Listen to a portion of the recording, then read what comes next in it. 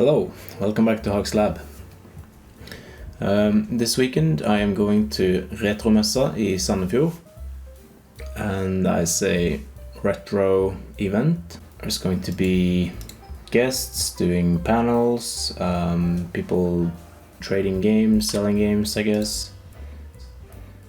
The ones of you that follow my channel have probably seen the video where I make the Retro Hour episode guide for the C64, and the Retro Hour is also going to visit this event in Sandefjord, so I thought it would be fun to give them a 525-inch floppy disk with the episode guide on it. So that's what we're gonna do today. We're going to make these. These are brand new Kodak floppy disks. Actually, it was a bit random, but I have brand new floppy disks that I used for this. And I was having some issues along the way because this is my 1541 and it didn't work. And I knew it might not work, so I took this out a while ago, tried to fix it for this project, and I haven't been able to. And now I am waiting for some parts to try and fix it. So what I had to do in the meantime is get a 1541-2, which you can see back there. There. That was difficult. There. In the background. So I actually had to buy that brand new, and that's also how I got the brand new floppy disks, because the guy I bought it from had some extras. Anyway, it's a long intro. Let's just get started with the project.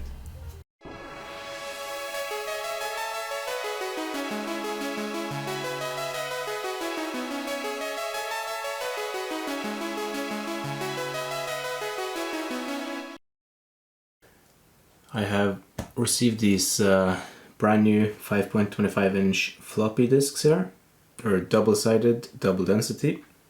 I'm gonna open these because I need them to make the floppy disks for the Retro Hour guys. I'm trying to do it not too destructive so I can keep the unused floppy in here. At least it's not a blister package. Trying to be destructive, but so let's just take out one of these. Oh. Yeah, I don't know if it was worth it to do it that carefully, but it's not too bad, I guess. Still looks pretty decent. So these are Kodak Diskettes, and hopefully they're good quality. At least they're brand new. The medium itself inside looks very nice. So what I want to do now is remove this label, because I'm gonna put a custom label at the top here. I'm gonna put a the Retro Hour episode guide label at the top, and I'm actually gonna have a label on this back side as well. So I'm putting something there. Gotta use both sides, right? So let's just get this label removed. I'm going to use some label off substance thing to help remove it, and I'm going to make sure to cover up the inner disc and stuff so we don't get anything on that. So I'm just going to put that there, I think. And I'm going to use some of this masking tape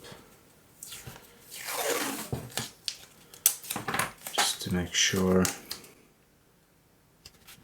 that stays in place. Just put some on this edge as well. That should be fine. Maybe even protect the notch there. Yeah, so this is what we're working with. As you see, they just come off in bits. It's okay as long as we come down to the white backing paper, because then the label off thing is going to work very nicely. We'll just keep the rest of the backing paper on there. So this is what I'm going to use. It's just some label off spray. It's meant to remove labels. So I'm just going to apply this directly to the disc here. Make sure to cover up the label here. Well, the sleeve. Drench it real good. I'll grab some paper. This has a nice smell to it, like it's lemony. Lemon-ish smell. So I found using this plastic scraper from my iFixit kit. This worked pretty well for this. So as you can see, that's working pretty well. This is actually kind of sharp, so when I keep it at this angle flat, I can actually use it to, if I use like a sideways motion like this, I can cut underneath the label. So it actually separates it from the plastic underneath. If I just use a sideways motion to cut underneath, it actually removes the label from the floppy disk. And it works pretty nicely.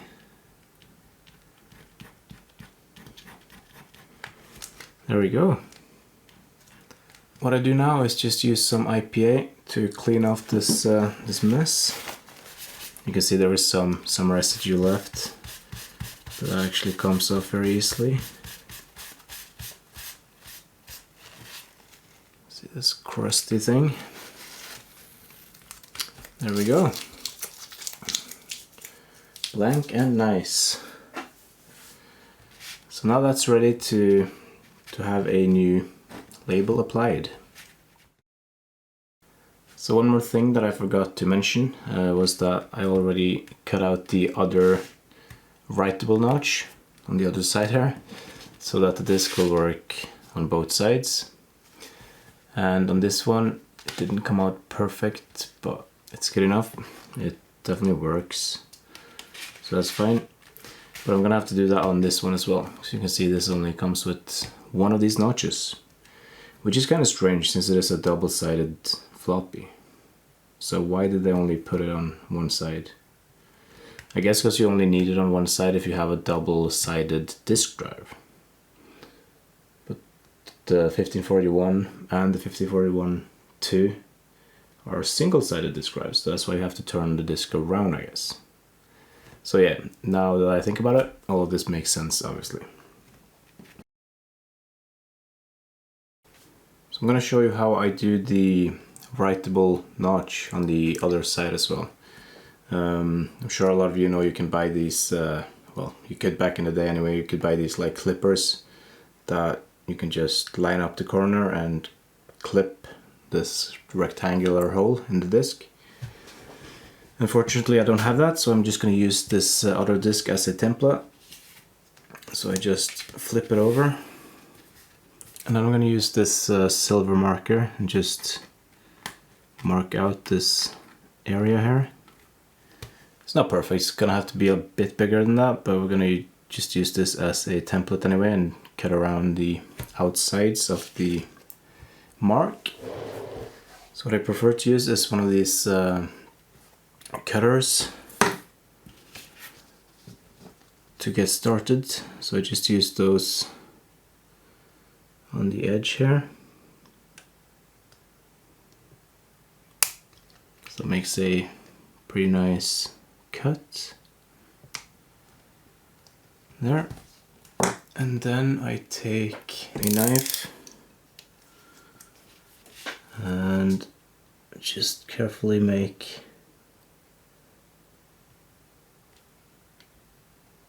a small cut where I'm gonna cut this out. And I'll do it on the other side as well. And here, don't know if you can see it, but yeah, you can see these plastic welds. You can see that the edge goes, well, the notch goes like at the edge of that weld. So I'm just using that same weld on the other side to see how deep it's supposed to be. So it should be right around here. And there's also the white, what is it, like fabric almost inside that lets the magnetic medium turn around easily. So we need to cut through that as well.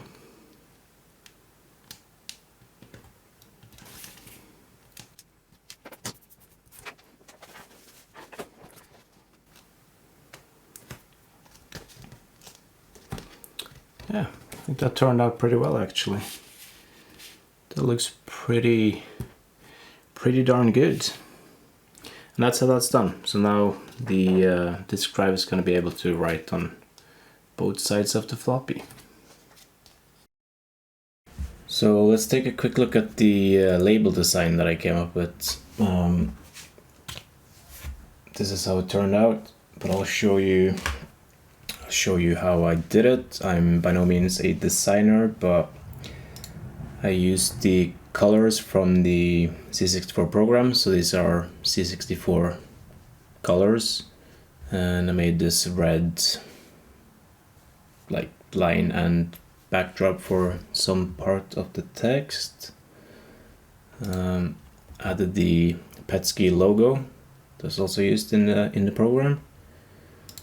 Then I have a main text area with the C64 font, which is the title, the updated database date, and number of episodes.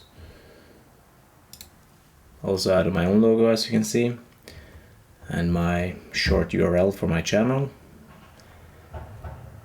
And then I thought I would make individual labels. So every floppy has the name of the recipient.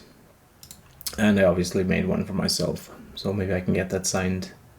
So that was the design process.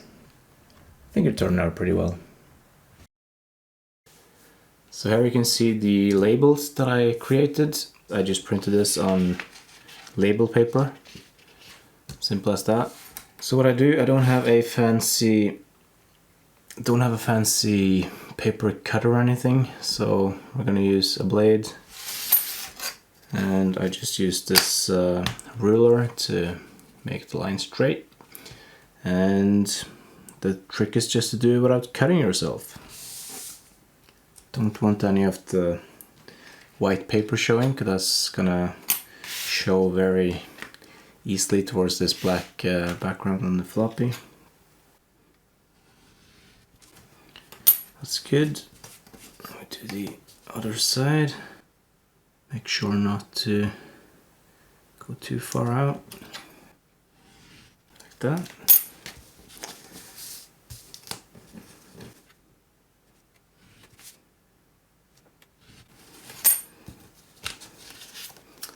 That's basically it.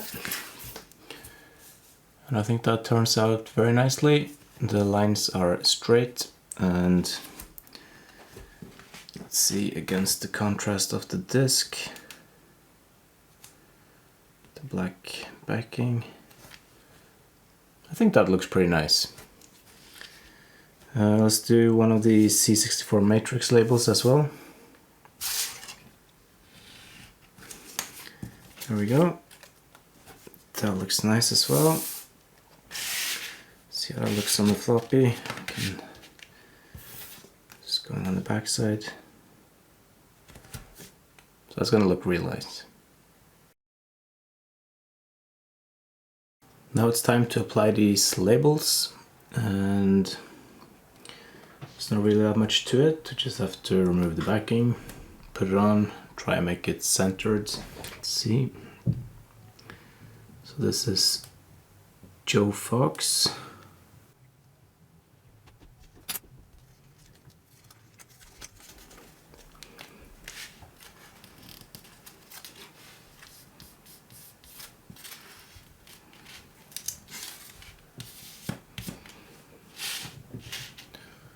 It's pretty straight, I think.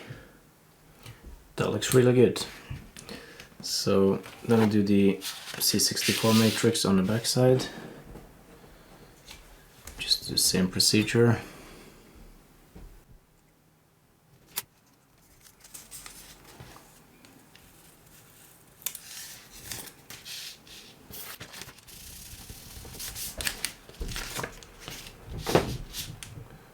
There we go.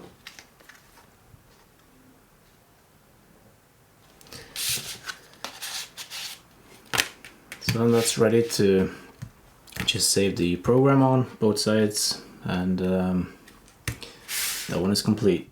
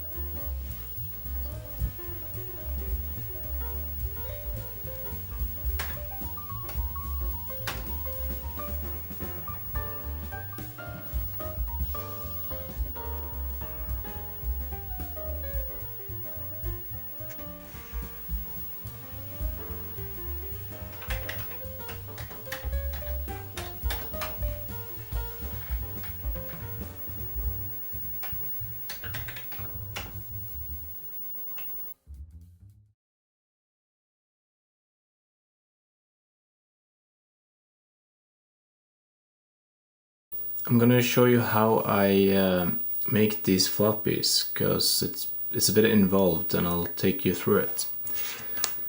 So I have my C64 retro hour guide on this SD card, and as you can see I have my SD to IEC out, and that is set up as device 9. I also have my Kung Fu Flash, that's an easy way to run programs, and that works even when I have all of this connected. That's connected up, and that is device number 8. So I'll just insert the SD card in the SD to IEC. So that's ready, and we'll do the floppy. Put that in the drive, and now I need to format the floppy. And I've learned a lot while doing this project, because I only used tape drives with the C64 before. So, and with my normal 1541 disk drive not working, this is actually my first time working on floppy disks for the C64. So, to format this disk, we do this word command, but it is nicely typed out in the manual for the 1541. That's where I found it. Just made a cheat sheet down here, because it's a bit much to remember. Well, it was in the beginning, I know it now basically, but... So we have open 15, that's the file descriptor, device 8, and then 15 again for some reason. Don't know what N0 means, but the text that comes after the colon is the text of the floppy drive, like the title. And comma 01, not sure what that does. But when we hit enter, it should format this.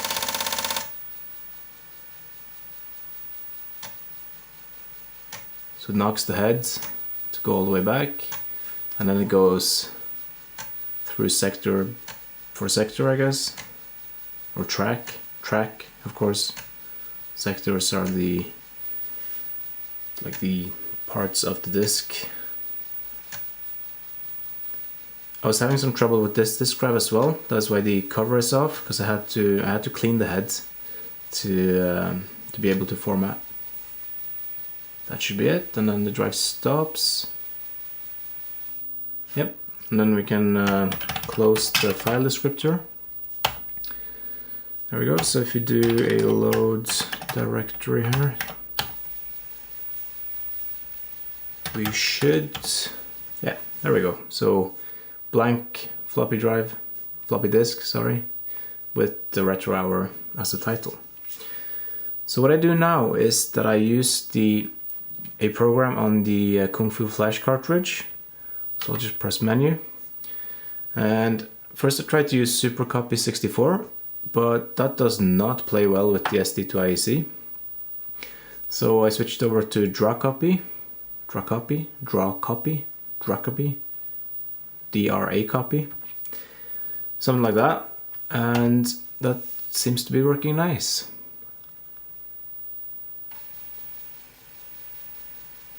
So it has a lovely interface. You can switch between the two disks. So F1 to do a directory listing on that device, and here's my SD2IEC. And I have the Retro Hour episode guide and C64 matrix. So what we do now to copy this over is just switch to the, well, we don't have to switch. Now you can see that the Retro Hour disk is selected because that has the white header, and that says source 08 now, and SD2IEC is destination. So we switch down to the SD2IEC, and now we can see that that has the S for source, and the Retro Hour floppy disk is D08, so destination. And then we just choose our program and we press C for copy. So this takes quite some time. It's probably like a couple of minutes, but it's reading from the SD2IEC, and it has to do it in batches, so it uses the free RAM and reads it into RAM and then writes it to the floppy disk, and then it does that as many times as is needed.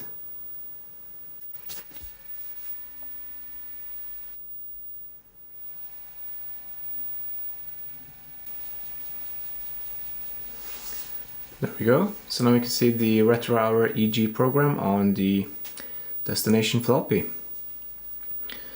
And I'm gonna turn around this floppy. So I have C64 matrix on the other side. I already copied this, but if we choose the correct device and do a directory listing, we can see that I have that there as well. So let's just jump back into BASIC.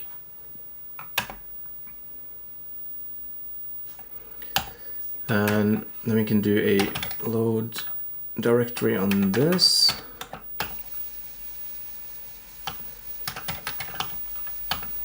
And then we can load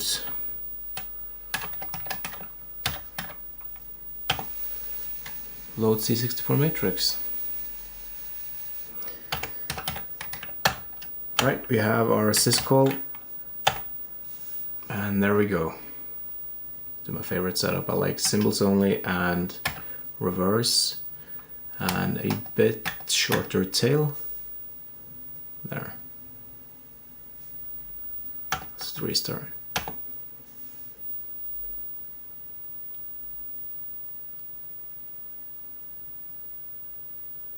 think that looks really nice. Okay, that is the whole process of putting my program on disk.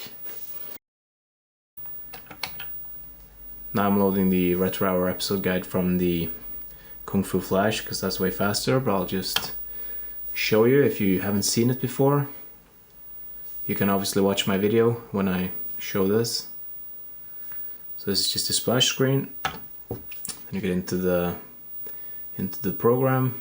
So you can do F1 for about to show, F3 for the hosts, just continue tapping that to toggle between them. F5 we have the episodes where you can browse, but you can also do a search. Let's do bitmap. Episode 7, so if we do the search again, you find the next episode, if there is any. And F7 gives you a random episode if you feel lucky.